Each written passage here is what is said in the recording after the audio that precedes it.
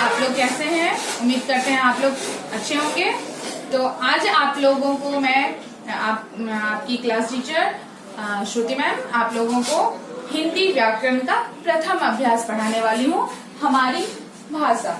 तो आप लोग अपनी अपनी पुस्तक निकाल लें। प्रथम अभ्यास हमारी भाषा, पेज नंबर आपका है 5 से 7। तो इसे अपने बुक सामने रखें, निकालें और देखें। इसमें आप लोगों को मैं मौखिक भाषा के बारे में समझा चुकी हूँ। भाषा किसे कहते हैं, भाषा के कितने प्रकार हैं, उनकी परिभाषा, सारी बातें आप लोगों को समझा चुकी हूँ। वह साधन जिसके द्वारा हम अपने मन के विचारों भावों को एक दूसरे के सामने प्रकट करते हैं, उसे हम भाषा कहते हैं। ये आप लोगों को समझा चुकी हूँ, एक बार फिर से समझा रही हूँ। और भाषा के कितने प्रकार हैं? भाषा के आप लोगों को 2 प्रकार बता चुकी हूँ। भाषा के 2 प्रकार होते हैं। आपको पहला मौखिक भाषा, दूसरा लिखित भाषा। मौखिक भाषा किसे कहते हैं इसके बारे में भी समझा चुकी हूँ, तो एक बार फिर से समझ लें। वह भाषा जिसे हम बोलकर सुनते हैं उसे मौखिक भाषा कहते हैं। और यह भाषा हमारी मुख्य भाषा की मुख्य रूप है। और आपको दूसरा लिखित भाषा के बारे में भी समझा चुकी हूँ। वह भाषा जिसे हम लिखकर एक दूसरे के सामने प्रकट करते हैं और पढ़कर समझते हैं, उसे लिखित भाषा कहते हैं। तो आप लोग समझ चुके होंगे लिखित भाषा, मौखिक भाषा और भाषा के बारे में अच्छी तरह से। तो अब आगे मैं आपको एक और बात समझा रही हूँ। मौखिक भाषा और लिखित भाषा के अतिरिक्त एक और भाषा होती है जिसे सांकेतिक भाषा कहते हैं। यह मुख्य भाषा नहीं है, इसलिए इसकी मैं आप लोगों को परिभाषा नहीं लिख रही हूँ, सिर्फ समझा दे रही हूँ। हम जिस साधन के द्वारा अपनी बातों को, अपने विचारों को संकेत के द्वारा अपनी बातों को एक दूसरे के सामने प्रकट करते हैं, उसे सांकेतिक भाषा कहते हैं। इशारे के द्वारा अगर किसी भी चीज को करने के लिए समझाया जाए, बताया जाए, तो वो सांकेतिक भाषा हुई। तो अब आगे इन सारी चीजों की परिभाषा आप लोग लिख चुके हैं और आप लोगों को ये होमवर्क भी मिला हुआ था। इन परिभाषा को अपनी उत्तर पुस्तिका में लिखें और याद करें। तो उम्मीद करते हैं आप लोगों ने लिखा होगा और याद किया होगा। अब मैं इसके आगे आप लोगों को रचनात्मक अभ्यास के बारे में, पेज नंबर 6 में है प्रश्न नंबर 1।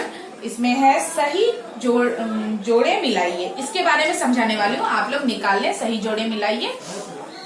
इसमें एक बच्चा रोता हुआ दिखाया गया है और एक चिड़िया चींची करती हुई दिखाई दे रही है।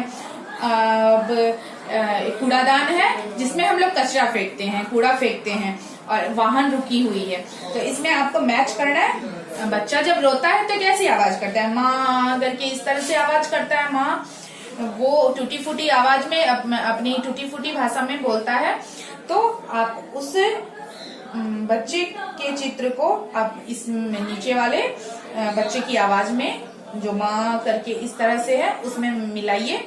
अब चिड़िया चींची करती है तो चिड़िया चींची करने में इस जगह मिलाइए।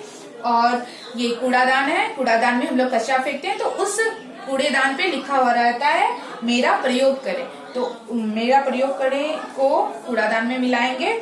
और सड़क पर जब वाहन रुकी होती है तो उस रुके हुए वाहन में इस वाहन वाले चित्र को मिलान करना है। तो ये प्रश्न नंबर 1 का हो गया। उत्तर समझा दिए। आप लोग अपनी पुस्तक में अपने उत्तर पुस्तिका में लिख लें। अब प्रश्न नंबर 2 का, प्रश्न नंबर 2 में है आपका शब्द पहेली बूझिए। तो इसके बारे में शब्द को पहली आवाज वाले वर्ण से मिलाना है हमें। तो पहला वर्ण जो रहेगा उसको उस शब्द से मिलान करना है। तो मैं आप लोगों को ये प्रश्न बोर्ड पे लिख के, श्यामपट्ट पे लिख के समझा रही हूँ, इसे आप समझिए।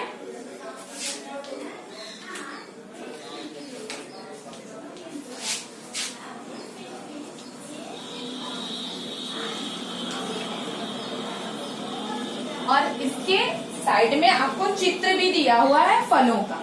तो इस तरह से आप समझ सकते हैं कैसे ये शब्द पहेली को बुझाना है। के नीचे से फिर आम है और केला है, अमरूद है।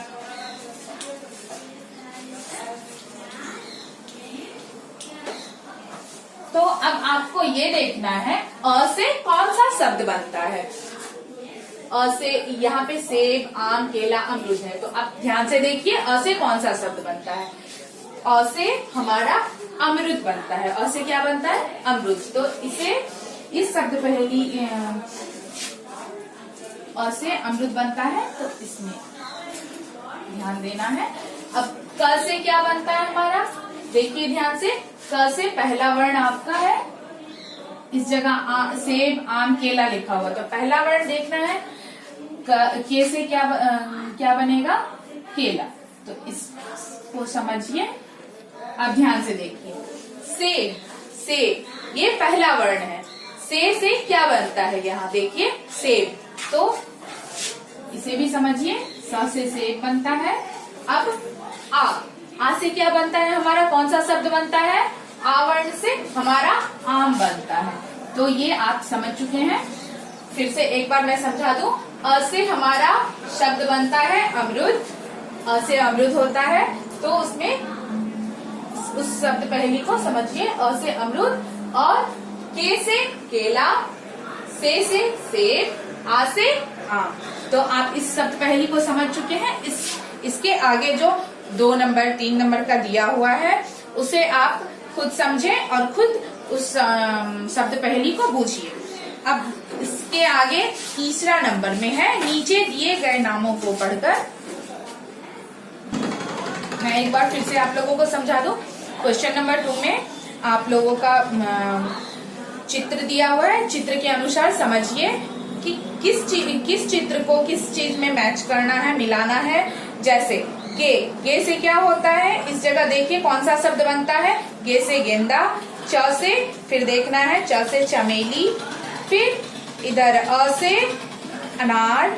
क से आपका बनता है कमल, और घू से बनता है गुलाब। तो इस तरह से आप इस शब्द पहेली को आगे समझिए चित्र देखकर, ठीक है। अब हम लोग तीसरे नंबर प्रश्न में जाएंगे। तीसरे में दिया हुआ है प्रश्न आपको, नीचे दिए गए नामों को पढ़कर सही चित्र पर सही निशान लगाएं। आप चित्र को देखकर समझ सकते हैं ये कौन सा किस चीज का चित्र है और इसका नाम क्या है।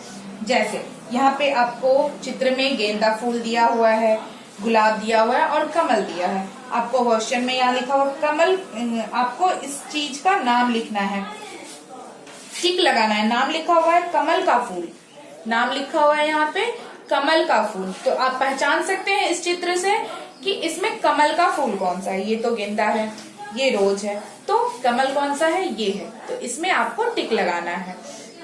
इसी तरह आगे भी दिया हुआ है, पेड़ है, मोर है, शेर है। आपको यहाँ पे नाम लिखा हुआ है मोर, तो देखेंगे कौन सा चित्र और कौन सा नाम है और उसमें टिक लगाएंगे। ये मोर है तो इसमें टिक लगाएंगे। इसी तरह आगे आपको दिया हुआ है पतंग, तो इसमें से पतंग कौन सा है आप खुद समझ सकते हैं। आप लोग तो जानते हैं पतंग किसे कहते हैं, तो आप चित्र देखकर पहचाने और उसमें टिक लगाएं।